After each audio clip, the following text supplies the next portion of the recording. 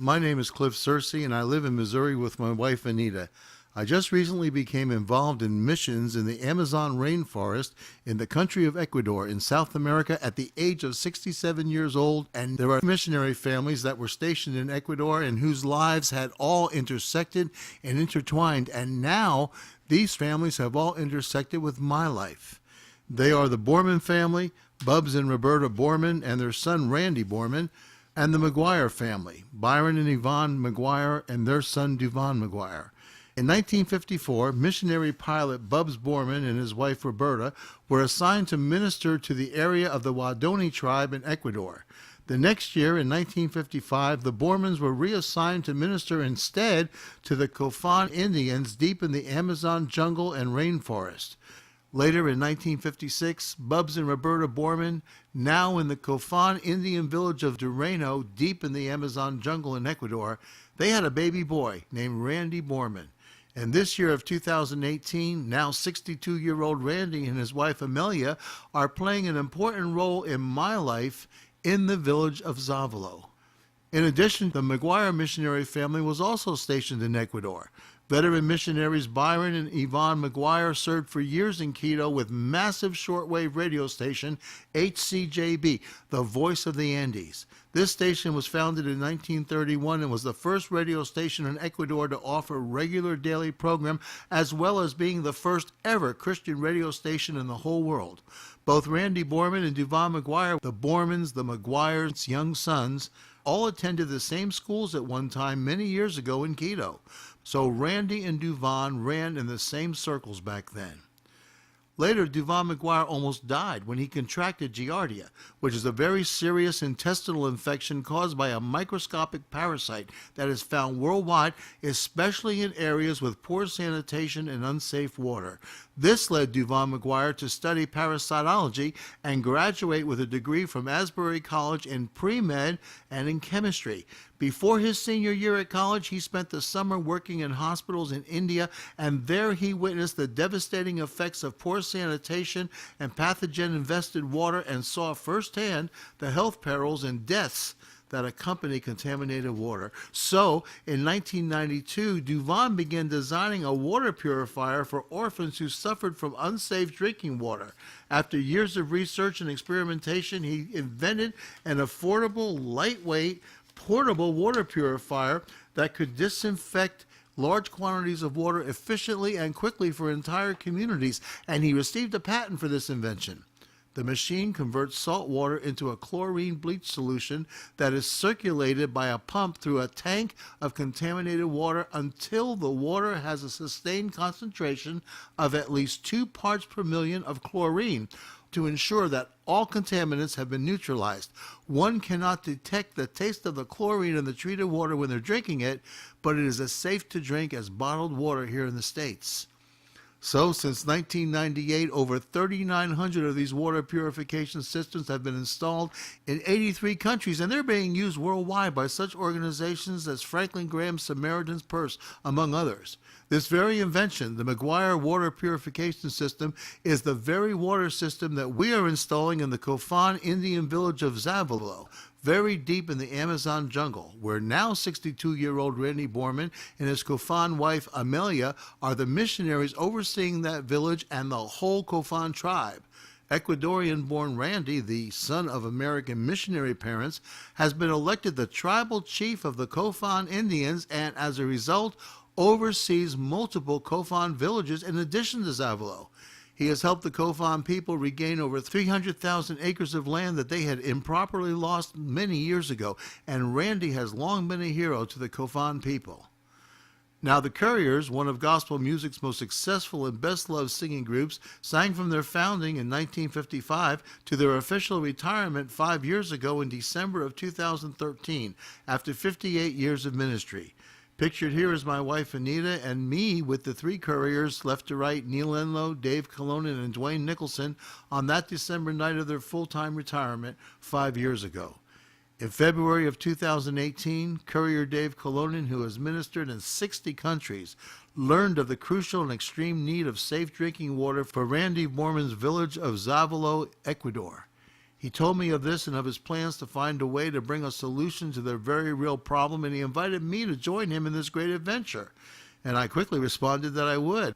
Dave felt that my engineering background with experience in electrical, electronic, and plumbing areas would hopefully compensate for the drag that I might put on the team by trying to keep up with them with all the walking and other physical demands necessary on the trip. So Dave contacted Zavalo missionary Randy Borman and further learned additional information regarding their plight while communicating that we wanted to come to Zavalo and help. Then Dave learned of the incredible work that Duvan McGuire was doing with his water purification machine, and arrangements were made with Duvan's company, New Life International, for Dave and I and two others, Mike Eisenhower and Ken Gatton, to spend 3 days at their headquarters in Indiana this past August to all be trained on the assembly, installation, maintenance, and operation of this water system. Here are the four of us with our instructor, Steve Udy, who is in the center. We soon learned that our instructor, Steve Udy, the machine inventor, Duval McGuire, and the rest of his staff were engaged in vital ministry in bringing safe and clean water to developing countries. We were overwhelmed with their dedication, their commitment, and their servitude to the Lord. There at the training center, we learned that over 80% of the disease in developing countries was related to poor drinking water and related poor sanitation. We also learned that 88% of the deaths due to diarrheal diseases that are caused by bad water, hygiene, and sanitation issues. Our children under 5 years old in developing countries, and far less than 0.5% of all the water in the whole world is safe to drink. Now, we here in the United States are told to drink 6 to 8 glasses of water daily. But people in developing countries with unsafe water often drink as little as 2 ounces of water each day because the water makes them sick. And this little intake of water leads to them suffering from dehydration, especially in the tropics where the temperatures are high and severe. But the only natural cure for dehydration is drinking more of the water that makes them sick, so no one can understand the dilemma that these people in these countries face. Duvan's father, Byron McGuire, passed away about a dozen years ago in 2006. But Duvan's mother, Yvonne, is still with us, and she was a delight to visit with. We all really enjoyed visiting with her. She showed us the incredible pictures she was painting for her grandchildren, and she was our host at the very comfortable accommodations that were provided to us at the headquarters and training center of the Water Purification System Company in Indiana. We enjoyed touring the incredible and remarkable grounds upon which this ministry is located and the building and its contents that Yvonne's husband Byron built. It was just plain beautiful. The size of the huge dining room table alone testifies of the hospitality that this ministry bestows upon its visitors. Our teammates Ken Gatton and Mike Eisenhower were hard at work assembling the purification machine during our training. And I found both instructor Steve Udy on the left and inventor Duvan McGuire in the middle to be very helpful in answering all of our questions and going to great lengths to make sure that we fully understand all of the aspects, features, and functionality of the complete system. The system is portable enough to be easily transported unassembled on a commercial airplane, while able to easily purify the water needs of a complete community or village.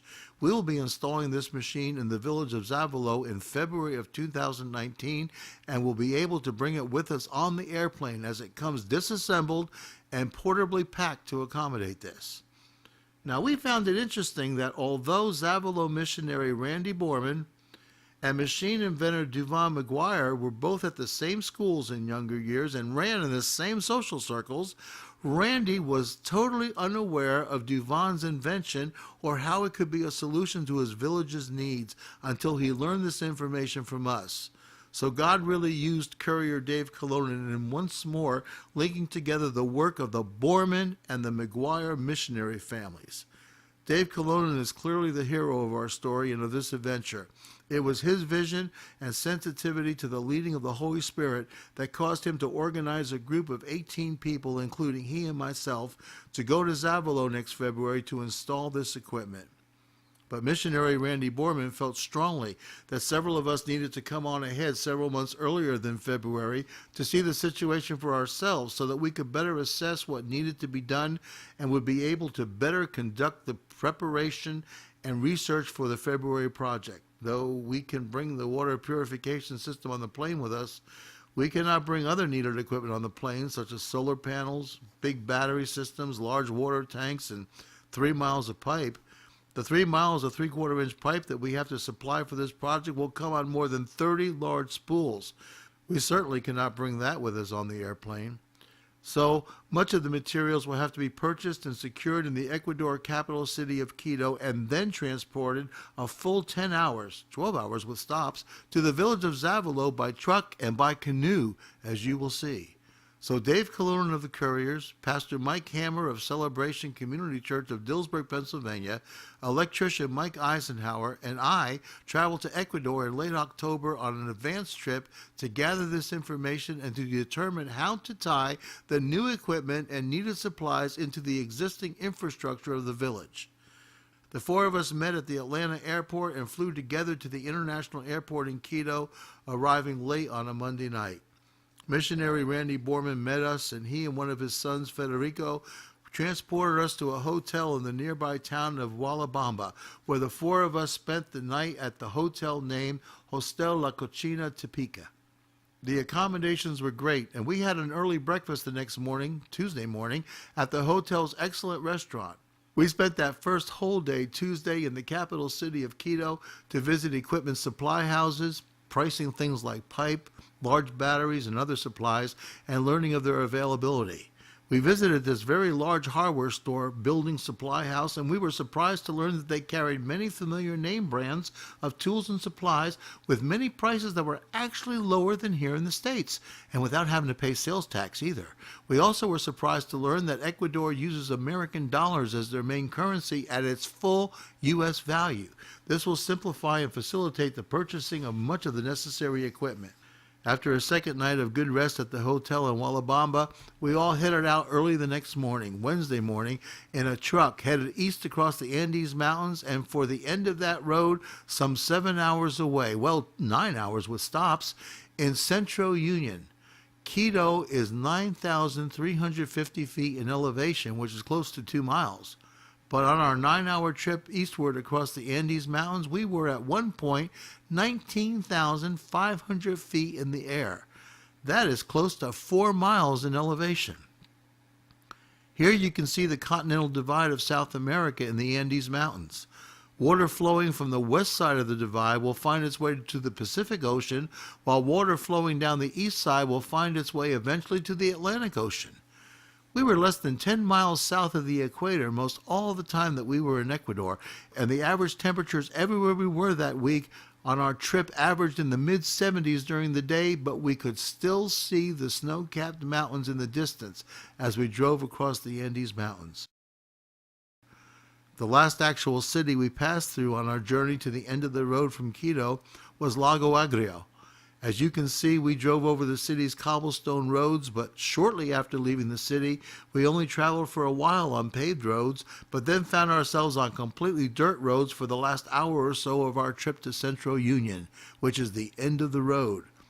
Though the trip from the Quito area to Centro Union is about 7 hours at speeds of 50 to 60 miles per hour, the trip actually takes about 9 hours because of the necessary stops for food and gas.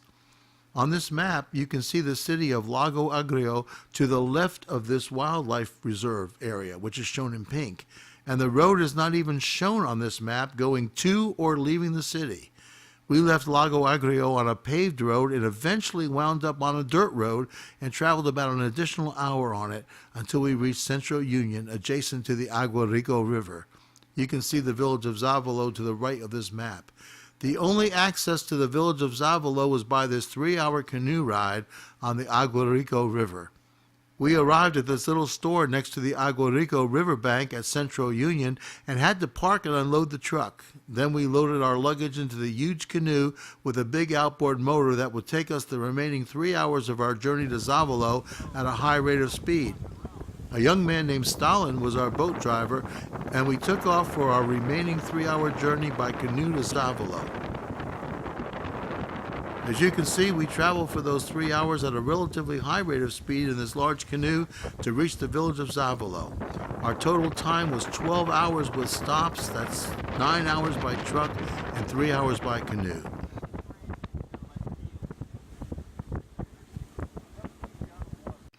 When we arrived at the riverbank in Zavolo, we had a half-a-mile walk up the hill from the riverbank into the village itself. Villagers came down to the riverbank with an all-terrain off-the-road vehicle and with wheelbarrows to help transport some of our luggage up to the cabins in the village where we would stay. The people of the village of Zavolo speak a very little bit of Spanish, but Cofan is the main language that they all speak. But it is estimated that Cofan is spoken by fewer than 2,500 people in the entire world.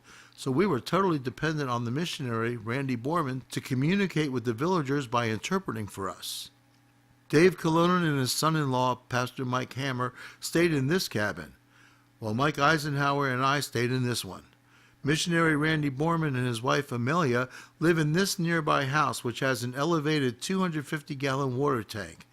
A gasoline-powered pump fills this tank from a stream that we will talk about later, and this was our supply for water for showers and toilets for his house and our cabins, although the water was not safe for us for drinking purposes. We drank only bottled water for the whole time while we were there. After a very comfortable good night's sleep under mosquito nets in the cabins, which were built by the villagers for visitors to the village of Zavolo like us, we had breakfast Thursday morning in the visitors' combination dining area and meeting area building, which was adjacent to our cabins. The dining area and kitchen is to the right, while the large meeting area is to the left. After our first breakfast there on Thursday morning, after arriving the night before, we started our tour of the village. We learned that the village mills its own lumber and had a substantial amount of equipment on hand to accomplish that. There were several bandsaws, and electrician Mike Eisenhower helped properly set up the proper working voltage for one of the machines. I could not even imagine what it would be like to try to wield a chainsaw the size of this one. Later in this video, I will describe and show what we have learned about the village's present electrical system, its present water system, and its needs, and also all about the project we are undertaking in February to provide a year-round ample supply of clean and safe water for the entire community. It took several days for us to explore and learn about life in the village and the surrounding area.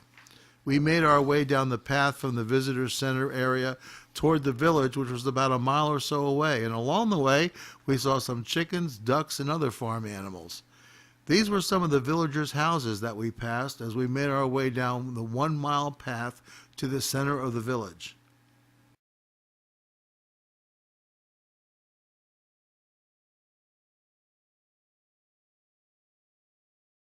The Assemblies of God denomination came and built this church building for the villagers, and this is where they worship. Iter is the pastor, and Irenia is his wife. Iter and Irenia have 9 children, and they are a real dedicated family that love the Lord very much. We will hear this whole family singing about their Lord later on. The government installed this sidewalk, which covers some of the pathway between the visitors center where we stayed and leads to the center of the village itself.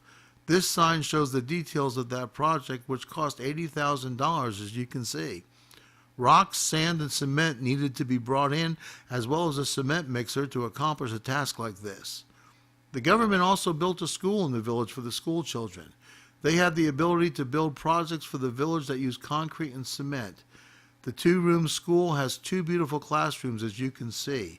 You'll notice that many of these buildings are on stilts or somehow elevated because at times the water gets very, very high when they flood. This young man in the black shirt is Toribio.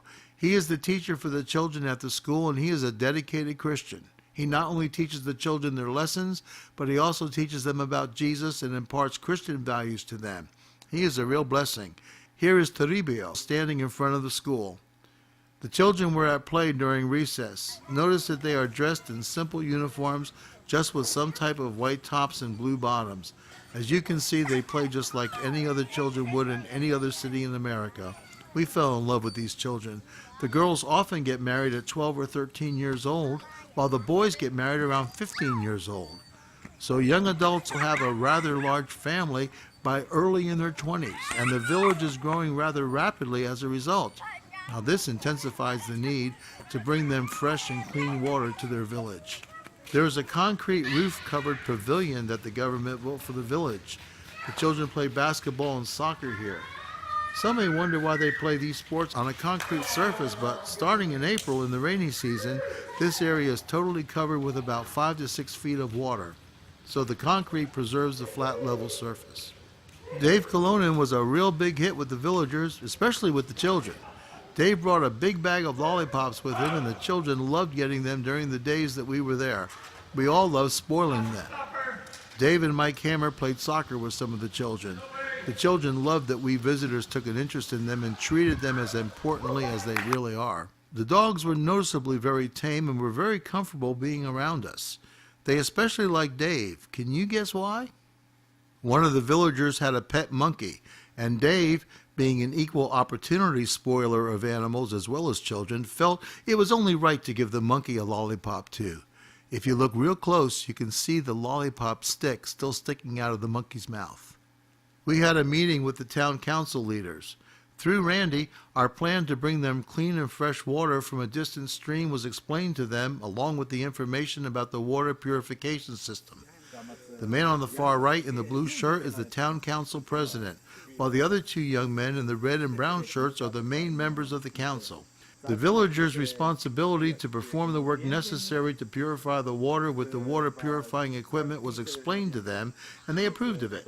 The village will likely hire several of their residents to perform this regular task, and we will train them on the proper operation and maintenance of the equipment next February when the new system is put in place and into operation. Our next step was to bring this to the whole town council itself and to some of the other interested residents, which we did the day after meeting with the town council leaders. We all met in the concrete roof-covered pavilion that you earlier saw the children playing soccer in. Each of these nights, Dave and Mike Hammer and I sang, while the pastor's family, with 6 of his 9 children, also sang both nights. And now I am no longer the same. He touched me, oh, he touched me, and oh, the joy that floods my soul. Something happened, and now I know he touched me and made me whole.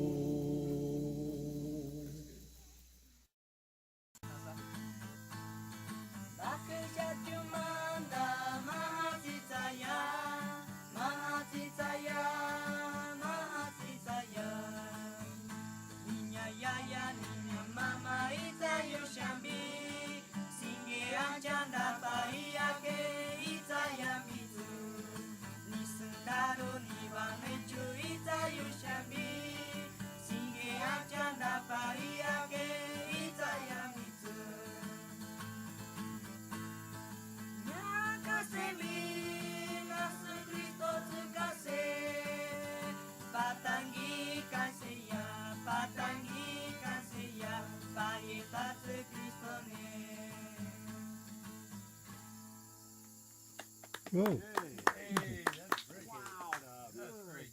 Beautiful. And then Dave preached the first night. Mike Hammer preached the second night. And what it's all about, you have to go to the Bible.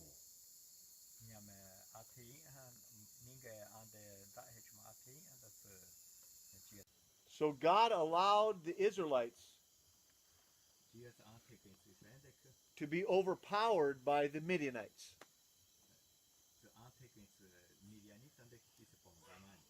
And this enemy, they were mean. They had for years a 28,000 kilowatt generator that supplied more than adequate electricity for the needs of the village. The diesel-powered generator is located in a place high enough that the village flooding will not reach it during the rainy season. Rather than being a high tension wire system, the system operates at just 5,000 volts with transformers around the village to step that voltage down to 110 volts for the villagers' houses and school and the visitor center. It was quite a chore for the villagers to erect those poles. They obtained them from the government as no longer used leftover poles, and they transported them to the village by truck and canoe. Then they dug deep holes. Without a crane to lift them into place, they accomplished the task of erecting them by pure village ingenuity and by brute strength. They tied ropes to the top of the poles, and while about 20 village men moved the bottom of the poles right up to the holes, about 20 other strong men start pulling on the ropes from the opposite side, while the 20 men near the hole lifted with all their might. Once they got the poles upright in their holes, they quickly filled the holes in with dirt. All of the poles throughout the entire village were erected this way. Zavalo is just below the equator, so the sun comes out at 6 a.m. and goes down at 6 p.m. So electricity is especially needed for lights from 6 p.m. to 9 p.m. at night. And they try to run the generator for a couple of hours during the late morning for school needs and for other matters. But diesel fuel is expensive for them. They have to travel 3 hours in the canoe to Central Union and then another 2 hours by truck to Lago Agrio to get it, so it takes a 10-hour round trip to bring diesel fuel to the village. Although it only costs $1 for a gallon of diesel fuel at the pump in Lago Agrio, they can only bring a certain amount of it safely back to the village in the truck and the canoe, so the actual cost of the diesel fuel is actually $2 per gallon when they factor in the transportation costs. As I previously said, the village had a 28,000 kilowatt generator that was more than adequate for their needs. When it broke beyond repair, the 28,000 kilowatt generator used 2 gallons of diesel an hour to run, while the new generator uses 5 gallons of diesel an hour to run. So the cost of running the generator for just 5 hours a day has risen from $20 a day to now $50 a day for the new generator. We spent much of our time focusing on the real task before us. Our project is to bring a year-round supply of clean and safe drinking water to this village to improve the life of its residents. They now have a water system, but it is very broken. Years ago, their government provided this elevated 10,000-gallon water tank and tower that is suspended high above the village. This stream is located 1 mile away from the village down a path through the jungle that has been cleared. We walked a mile from the village down to this stream to learn about their present water source. It is as bad as it looks, probably even worse. It is as dirty as it looks. It is filled with parasites, E. coli, fecal matter, and other animal and human contamination, among other contaminants. And as bad as that sounds, it is bone dry for at least 8 to 10 weeks each year when the rain is scarce, leaving the villagers with no water supply. Then they use water they have collected in their rain barrels for drinking and cleansing needs instead. But since the rain is scarce, which causes the stream to dry up, the water in the rain barrels has often been there for some time already, allowing the contaminants and parasite organisms to multiply even more. It made our hearts sick to see this. The 4 of us on our team ourselves bore the complete cost with our own personal funds of having bottled water to drink the whole time we were in the village, but funds do not exist for the 200 villagers to also enjoy this luxury. This is how their present water system functions. Years ago, the government placed a dam before this stream to direct the water to this site. Then they provided a diesel-powered electric generator at this site that would operate a pump from this site that would pump the water 1 mile to the village through 1 mile of pipe that they also provided. The water is then pumped into an underground reservoir near the base of the water tower. Then an electric pump that's located within the reservoir is used to pump the water from the underground reservoir up to the water tower. That pump is powered by the electricity generated by the 100,000 kilowatt village electric generator when diesel fuel is available. Water from that 10,000 gallon elevated water tower is then piped to the villagers' houses where it is used for their showers, toilets, and also for drinking. But the system is not adequate for their needs as it should be for several reasons. First of all, the water from this stream is not safe to drink. Secondly, this stream is bone dry for 8 to 10 weeks a year, so there is no water supply during this time. Third, the diesel generator that powers the pump at the site of the stream is old and worn out and often breaks down, and so it often requires repair and parts. And to obtain those parts, it requires a 10-hour round trip by canoe and truck to the nearest city of Lago Agrio. If the parts are not available then, securing them would require a 20-hour plus round trip by canoe and truck to Quito to obtain them. As a result, when the diesel pump system breaks down, as it often does, it can be out of commission for quite a while. For instance, when we were there in Zavallo during 5 days, the diesel generator at that stream site was broken down the whole time, and the village was without their water supply that whole time we were there. The villagers had to depend upon whatever water they had captured in their rain barrels for water for drinking and for all other purposes. As previously explained, diesel fuel is relatively expensive and not easy to keep in supply. Though the village must give first priority of the fuel to providing water to the village, electricity still must be provided to operate the electrical pump that moves that water from the underground reservoir up to the water tank to make it accessible to the people. So water reaching the people is dependent on diesel fuel being in proper supply, both at the site of the present stream and for the operation of the generator that applies electricity to the village. There are some filters that are presently being used to provide some filtering of the water that the villagers drink from this present stream, but those filters, basically, they just remove larger obstacles in the water, and they don't make the water safe to drink. And remember, this system is bone dry, 8 to 10 weeks each year, so this in itself makes the present water system inadequate to properly address the complete water needs of the community. Now here is the solution that God will help us to bring to this water problem. Now look to the left of this dirty stream that the villagers presently get their water from. There's a very thick jungle brush and forest. See it there? 2 miles through this jungle and up a high hill is the stream where this dark colored stream actually gets its water from. That stream is very clean compared to this one, and it runs 365 days a year, unlike this dark stream that's dry 8 to 10 weeks a year. We are raising the funds to hire some Ecuador workers to clear a 4 to 5 foot wide path through this jungle brush for 2 miles all the way up to the hill to that stream before we return in February.